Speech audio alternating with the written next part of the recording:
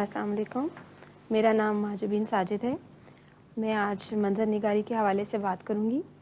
منظر نگاری جو ہے اس کو کرتے ہوئے کچھ اصولوں کو ہمیں مد نظر رکھنا ہوتا ہے، جیسے اصول نمبر 1، کسی بھی منظر کو دیکھ کر اس کی پہچان کرتے ہوئے بتانا کہ یہ کہاں کا منظر ہے۔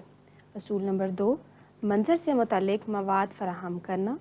نمبر 3، منظر نگاری میں اردو قواعد کا استعمال کرنا، مثلاً اسم صفت، محاورات، مرکب الفاظ، حروف ربط وغیرہ وغیرہ۔ اصول نمبر 4، منظر کے حوالے سے اپنی رائے کا اظہار کرنا۔ منظر نگاری کی جو اسائنمنٹ ہے اس کے لیے ہدایات ہیں کہ آپ کو 4 مناظر کی تصاویر دکھائی جا رہی ہیں، آپ انہیں غور سے دیکھیے اور کسی ایک کا انتخاب کیجیے۔ اس کے بعد اس کی آڈیو ریکارڈنگ کیجیے۔ جس منظر کی آپ نے آڈیو ریکارڈنگ کی ہے اس کی منظر نگاری کیجیے، یعنی اس کے بارے میں لکھیے۔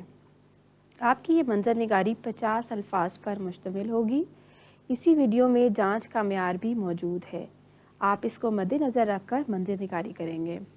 یہ دونوں کام آپ اپنی گوگل کلاس روم میں اپلوڈ کریں، جیسے ہی مجھے ملے گا میں اس کو چیک کر لوں گی۔ منظر نگاری کے لیے جانچ کا معیار درج ذیل ہے۔ منظر نگاری کے لیے جو مناظر ہیں، منظر نمبر 1، منظر نمبر 2، منظر نمبر 3، منظر نمبر 4۔ آپ کے تعاون اور توجہ کا شکریہ۔